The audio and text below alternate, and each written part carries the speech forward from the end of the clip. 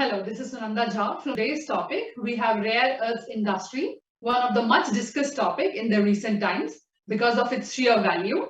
To understand more around its opportunity and challenges exist around this area, we are back with our panel of Vijay Raj, along with different investment managers who would share their insights on the topic. So let's get started. Okay, so let's start up today's presentation, Jack.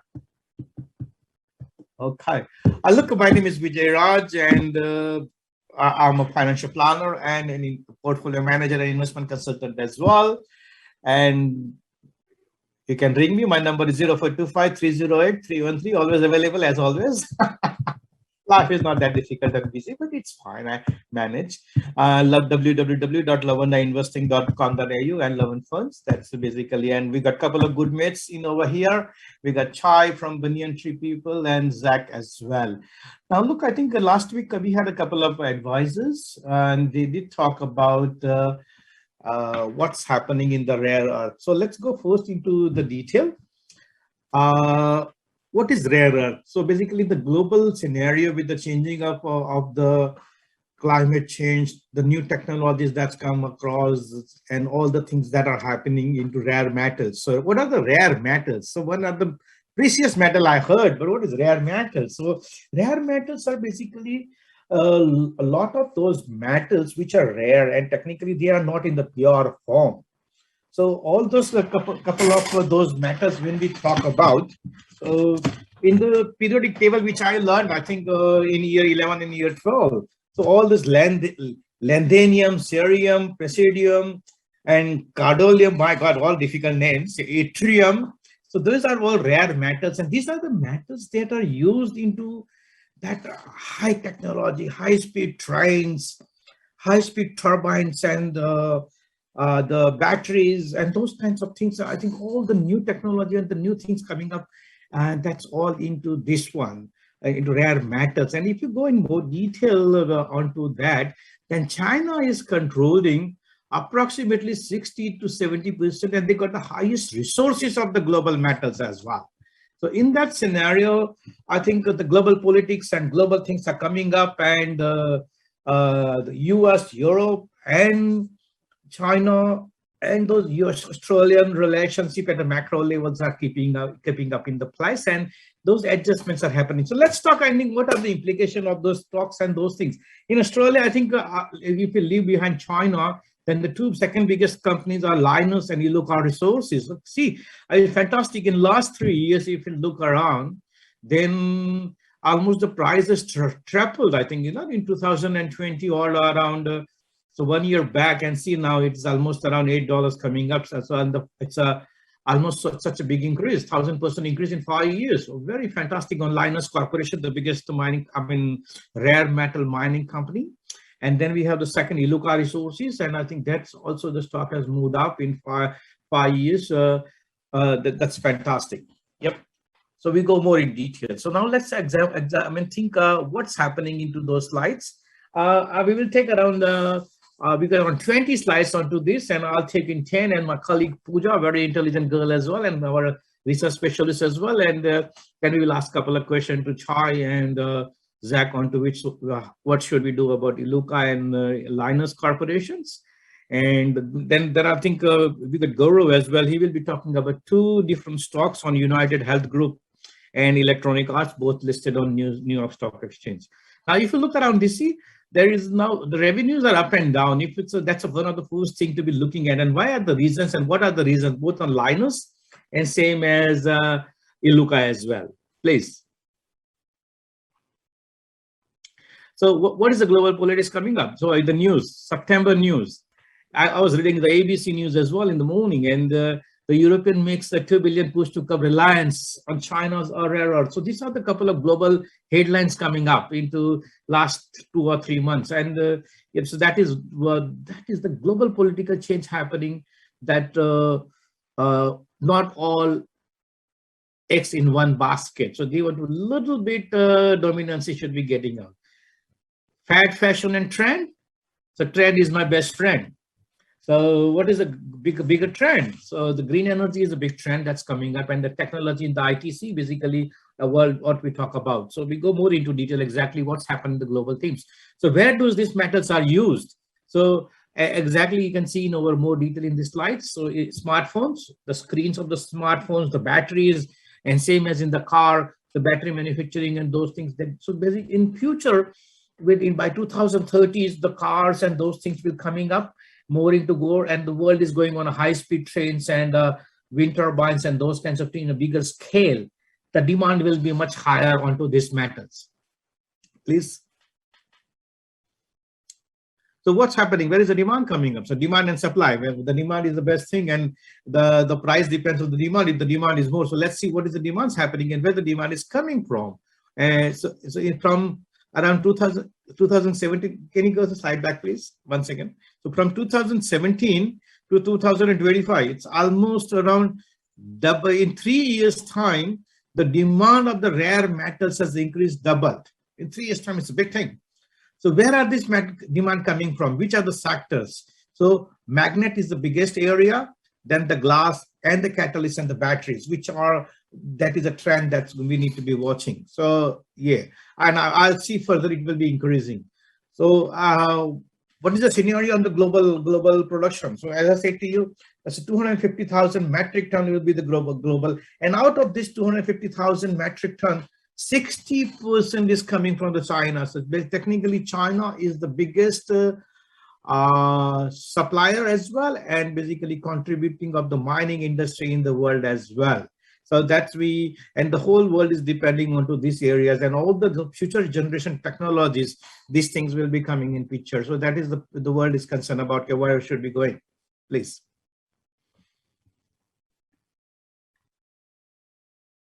Now, this is a periodic table. So basically, if you talk in the word periodic table, as I said to you that all the, Pooja, you know about periodic tables. Chai, did you remember? Year 12. Mendel's periodic table.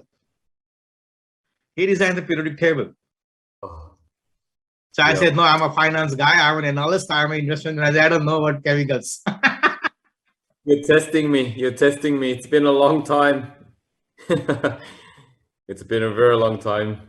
I remember that Mendel was in 1860s odd years around. He designed of this periodic table. So basically, these are the pure. These are rare matters. So rare means again, this all we're talking about cerium, pandenium, samarium, and this whole rare matters. They're not formed in the pure form. So they are mixed with some, with different oxides.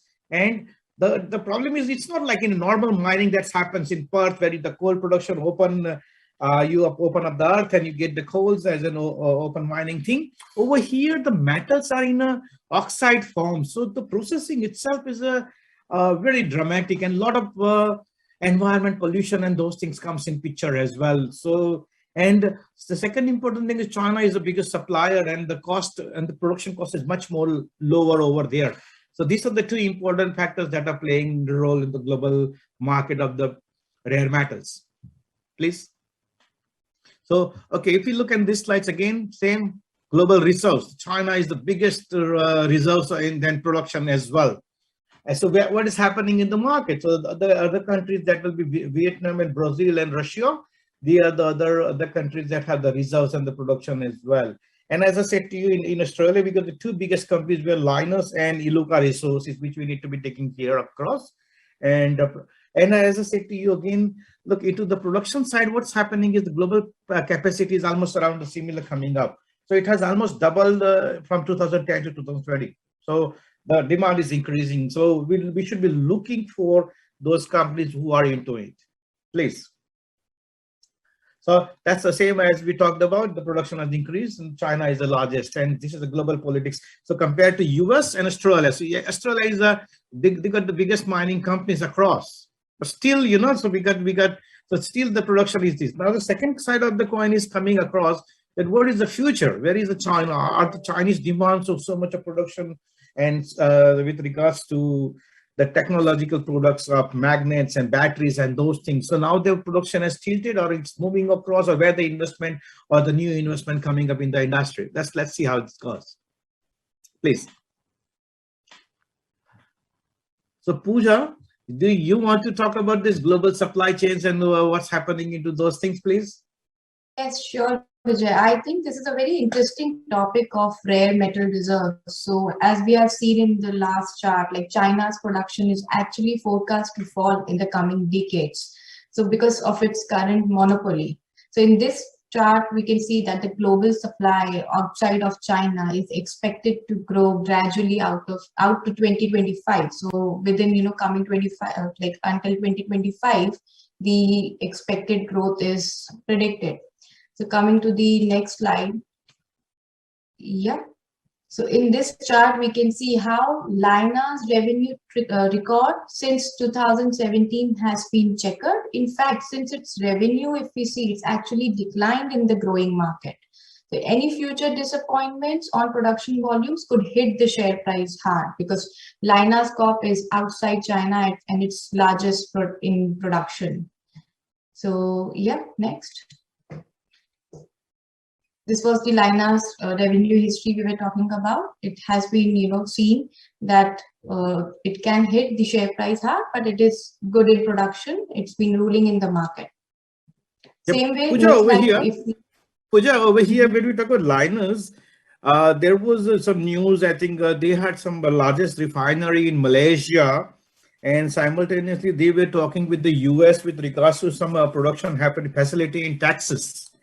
So, and I think that's a big refinery is coming up, and a lot of investments happening in there. So that is something to watch around, what's happening to that, and Lynas becoming the biggest stock into that arena. Yes, it is becoming a big ASX stock in production of results. Yeah. So coming to Iluka Resources, similarly, Iluka Resources, their share price has gone significantly up in recent years, but the revenue has been overall placed over the past 7 years, as shown in this chart. Their share price is $8.80. Next.